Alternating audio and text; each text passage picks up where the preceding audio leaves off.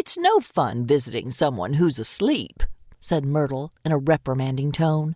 Her friend Miles immediately jerked his head up off his chest and looked abashed. "Sorry," he mumbled. "I haven't been sleeping well lately." "Have you ever slept well, or is your insomnia a later-in-life thing?" asked Myrtle. Miles sighed. "Believe it or not, there was a time when I slept like the dead. Now I'm on this bizarre sleep schedule. It could have something to do with people visiting me in the middle of the night," he said, giving Myrtle a sideways glance. Myrtle frowned at him. "I only knock on your door when it's clear you're awake. If I see a light on, I know I'm not the only one who's up for the day at 3:30. Miles said, "That's only part of it. Everything seems to be off. I eat breakfast at 4 o'clock, then I'm hungry for lunch at 9:30 or 10.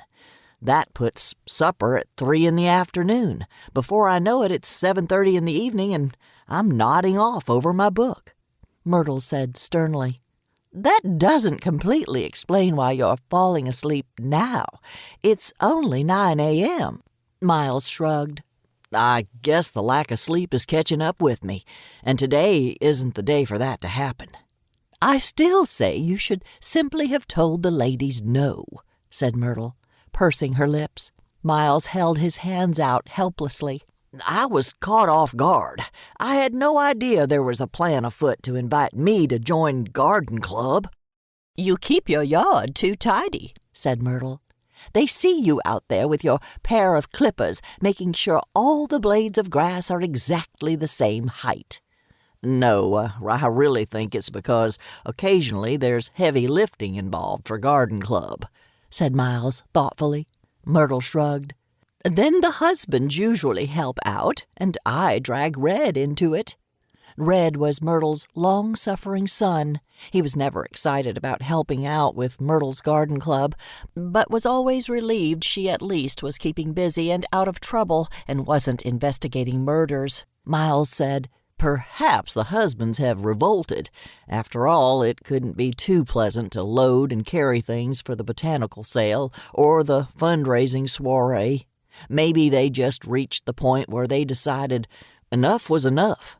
"And they said no, which is exactly what you should have done, Miles," Miles said in a glum voice. "I've gotten very good at saying no via email. I've even gotten pretty good at saying it on a phone call, but when I'm approached at my front door, I'm apparently unable to do it," Myrtle said. "You should simply have told them you needed time to consider it, that you have many other obligations and needed to see if you would be able to consistently make the meetings." "They were holding balloons," said Miles forlornly.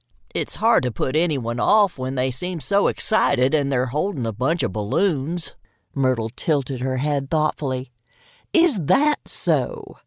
They must really need some help. It sounds like sorority rush. That's exactly what happened, Miles. You were rushed." "Well, the pledge period seemed awfully short," said Miles.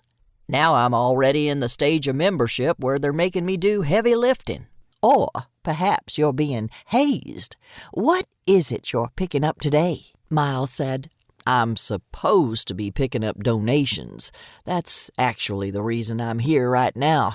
Today is the last day for you to donate something for the Garden Club silent auction. Some people are giving away packages, some baskets of items, and some are donating individual things." "What kinds of things are being donated?" Myrtle frowned and started a mental evaluation of her rather modest possessions. Miles said, "Tippy is donating an experience package." "What in heaven's name is that?" "She has a travel agent friend who has helped her put together a trip to wine country with lodging and food," said Miles. Myrtle scowled. "What are other people giving? Regular people?"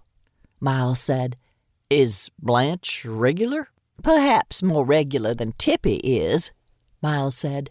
"Blanche is donating a hot air balloon ride through a company in South Carolina." Myrtle scowled.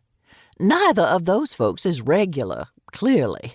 to keep listening to this audiobook. I've left you a link in the description so you can do it, at no cost thanks to Audible's 30-day free trial.